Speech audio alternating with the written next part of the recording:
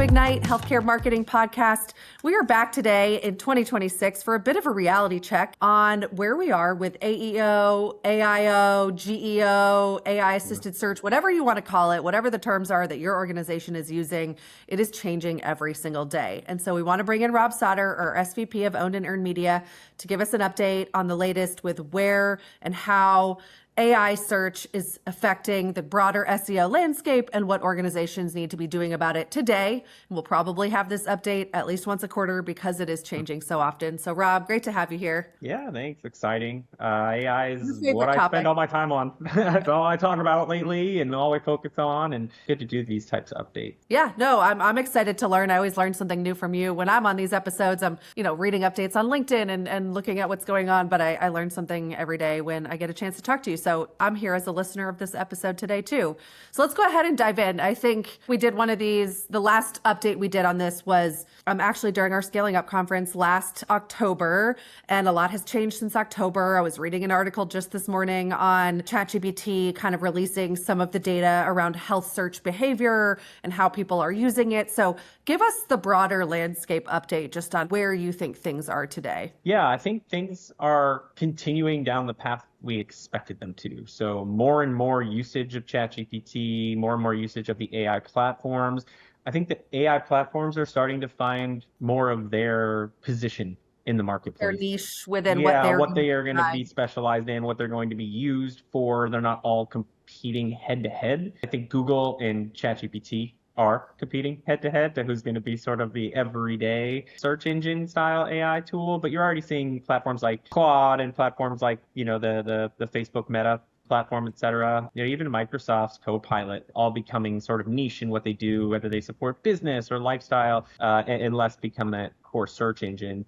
That said, I do think that ChatGPT is having, and again, the Google AI mode and Google AI overviews, they're having a bigger and bigger impact all the time. Every month, we add more and more of our clients into these AI tracking tools, these AI insights, these AI, relationships, and we're seeing that, it really is evolving. And yes, a good SEO platform does generally set you up good for AIO, but as we've done all these AIO audits, it's fascinating the types of gaps and opportunities that we've been able to identify for brands and even. And I want to get into that in a minute because I think the practical advice is really what people come here looking for. A little bit more commentary on the broader landscape. Where I'm just curious, like in terms of reality check, where do you think it's overstated? Where are people maybe like overestimating the impact? And where do you think maybe it's understated? What are some of the misconceptions? Yeah, I think we'll start with overstated. I do think it's a bit overstated in regards to the direct bottom impact. So I think that obviously in digital marketing,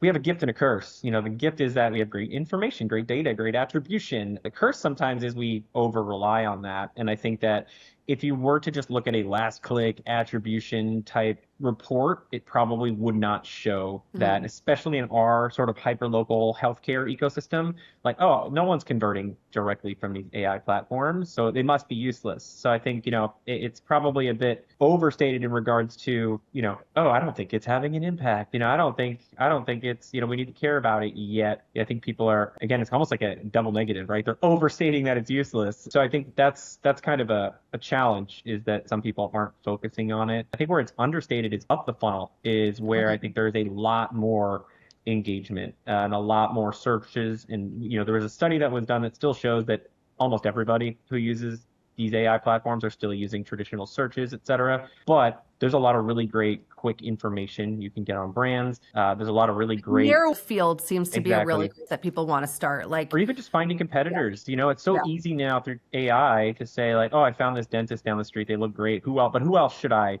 think of? And who else should I consider? Or what is the general sentiment about this company? Is this a good choice? Well, you said it the other day in one of your LinkedIn videos where you said that people are basically treating healthcare like shopping now. Yeah. And it's true. And AI is such an easy path to quick, easy research around, I need blank. Just give me the short list. Make me a Uh, table, with the yep, following criteria. I love it. I do yep. it all the time. Yeah, and I focus on that with a lot of our clients is, in AI, especially, visibility scores, things you measure, people always want to be number one. But often what kind of harp on is that we don't need to be number one everywhere. We need to be in the top consideration set though. You got to be Yeah. in that top 3 to 5 because that's what's going to show up in a short list when people ask for it. But otherwise, Yep. no one's just going to trust. And I don't think this is happening. Like the number one option in Just that give me list. one. You tell me exactly what dentist I need, or worse, get Yeah. cardiologist. You start to get more serious. Dentist Yeah. is a little more, every day. But when you get to something like mental health or, anything with your children, you're not going to settle on one. You're Yeah. going to ask for multiple, and that's where again it does a really good job enabling. And then from there, you're going to go check. You're going to go to these websites. You're going to go do some more traditional searches, et cetera. But I do think that that's a significant part of the impact. Yeah. I think another thing I've heard you say often that's maybe overstated, the pace of change last year was so rapid because we saw the introduction of the platforms, the initial calibration of everyone's behaviors. That we're there now, right? A lot of people have adopted it, like you just stated, in some part of their search journey. So maybe the pace feels like it's slowed down a little bit because we're not getting Yeah. new ChatGPT options every day.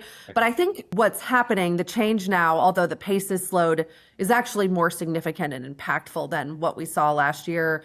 Talk Mhm. about the algorithmic calibration and more of the tinkering stage that you think some of these platforms are in. And I think now is when we can start to get into some of what you think groups really need to do with that information. Yeah, I think that algorithms are changing and there's a lot that's changed. So, for one, they're starting to be more transparent. So, we're starting to see information directly from these algorithms behind the scenes a little, things that Google sometimes gave us glimpses of during SEO, which help. You're starting to see studies and tests that are going on in AIO, which I think is really a big takeaway for our clients is really want to make sure that if you don't believe it, or if you are a believer, or you have to start setting up some of these tests, start to set up opportunities to say, how are we doing? What are we doing? And is it helping us get more visible? And I think that's key. I think the platforms have certainly stabilized a bit. Again, we're starting to see repeatable outcomes from similar strategies, but I don't think we're quite done. I do think we're past that explosive growth phase. I think a lot of people now know ChatGPT is Yeah. not new anymore. My parents are using it. I think that they're still tweaking the algorithm, but for the most part, they've ingested sort of this, now every time they ingest data, it's a 1% increase, whereas before they were growing at an exponential rate with data. So it's definitely slowed down. I think that this year will be interesting in regards to how they tweak things like paid. We know paid Yeah. ads are coming to ChatGPT. It's now a It's well-known coming. thing. It leaked last They're quarter. losing ChatGPT billions of lied. dollars, right? Yeah, They've got to do exactly. something. Yeah. And I think that's going to change things massively on the AI side. I mean, think about it. Paid advertising comes with a much more, well, what's the ROI? How much money am I going to make? If I give you $1, do I get $50 back? Because if I don't get $50 back, I can get 50 on Google. And I think that's going to change that attribution element. It's going to force the algorithms, it's going to force the platforms to play a different game they haven't been playing yet. Even worse, they've been arguing that that's bad. I mean, most of these platforms are ad free. Now they're all going into the We're ad going to have to world. take that back real So, quick. it's just like everything else. They get you on board, they get you using it, they sell it to you. Once they hit a critical mass, now they can start to monetize it. And it's just a Yeah. matter of time before every single one of these. I mean, we all know for a fact these platforms aren't making money. So they need this revenue. Yeah, and as you think about, those are the actual generative engines themselves. We all know and we've discussed that AI assisted search is a big part of the SERP nowadays too. Your general sentiment last year was the fundamentals of SEO still apply to an effective AIO strategy. Where do you stand today on that? What has changed? What do you think people need to be focusing on? I think the fundamentals are definitely still there. You still need good schema. You need good content. You need good messaging. You need something interesting to say. It's changing a bit. I joke when I have to tell the story because I don't like the words, but it's changed a lot from measuring pages and ranking pages to chunks. Entities is sometimes what we refer to it as, but it's really looking at content in a larger group. It's looking at your website as a larger connection of things. Your authority is a larger connection of things. Google platforms still rely a bit more on sort of SEO outcomes, partly because at the end of the day, remember, Google still has a lot of money they make every single minute of every single day on search. So it still kind of funnels you back towards that Google search. Where ChatGPT, again, still very important, but tends to be a little bit more common language, tends to be a little more flexible and not over-indexed sort of traditional SEO. Looks for more of those answer-driven elements, but still requires the same things. It requires strong content. It requires interconnected content. It requires schema and organization to make sure that it can understand what you're saying and back it up. And I think that, again, that's key. And I think the biggest thing that AIO has done is that because it's able to check all those pages and pull all these things together, that you can't get away with as easy some of the like marketing BS that we do.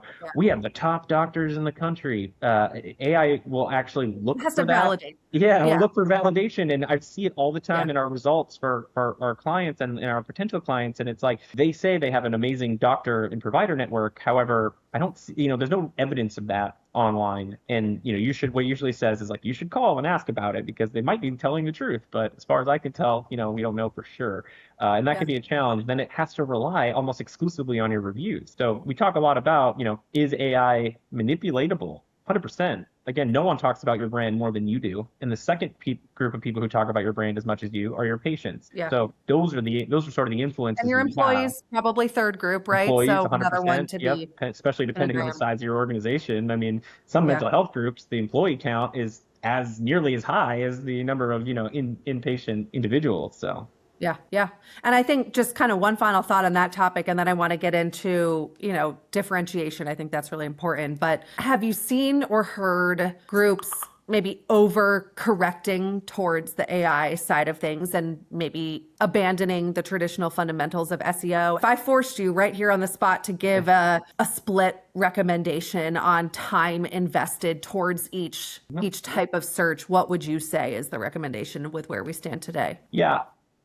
Haven't seen, at least in healthcare. I'm sure there's other verticals that are probably screaming this in the inverse, but in healthcare, honestly, no. I've yet to really see an organization really go all in on AI yet. In fact, I feel like more organizations are either lagging or just sort of potentially skeptical of it. Waiting to see. Yeah. What I will say, though, is that I have been a part of enabling many marketing leaders in the last quarter for board meetings around AI sentiment, AI performance, AI visibility, and it's becoming bigger and bigger. Every time I hear the results of one of these board meetings, the marketing leaders are like so happy. They're like, oh my God, it went over so well. Everyone loved it. We can't believe we're doing this well because all the hard work we did in SEO. Like, other people are using it to attract new provider groups and for acquisition and for membership in a DSO or MSO environment.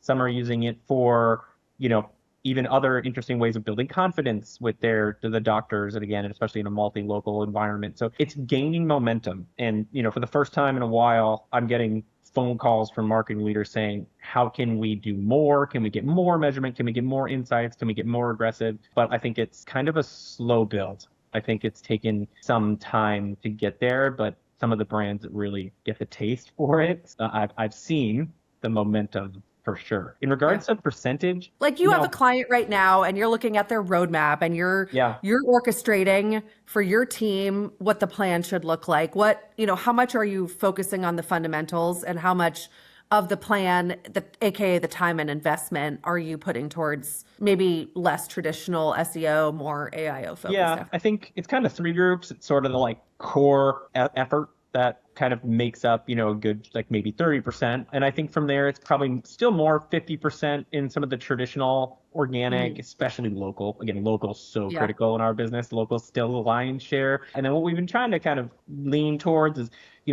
we should be spending about 20% of our time. Again, the cool part is the good work you do in AI obviously impacts SEO as well. I mean, it's not like this. They're not mutually exclusive. But we should be writing some content. We should be addressing some of the gaps. Again, we've started really getting aggressive with the AI audit, and that really helps, sort of a readiness and competitive audit, and that's helped us identify gaps and identify areas where in AI our competitors are way, potentially far better positioned. And it can be different things. It can be, many of your competitors are very clear and support sort of financial content and financial discussions and sort of what to expect and how to pay. And you guys don't talk about that at all. And it's a huge gap in regards to visibility.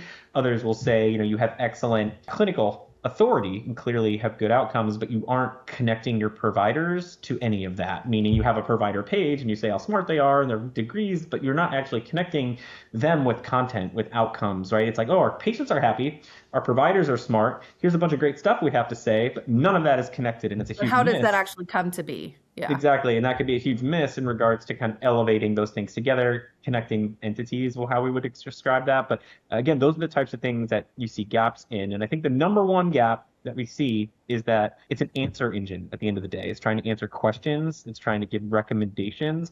And I think the biggest gap is still sort of patient enablement content. How can we help you make the right Yeah. decision for your healthcare? How can we support you in making these right decisions? And again, a lot of our clients are a bit more clinical, whether it's implants in for your mouth, in your mouth, or whether it's, again, mental health or something, even pain management, things like that. There's so many options. And I think too often healthcare is over optimized still for, we're great, we do all these things, we solve all these problems, we have all these smart people, and it's not like, how can we help you? Here's what here are the questions you're probably going to have. I mean, look at every FAQ in healthcare. It's like, where are you located?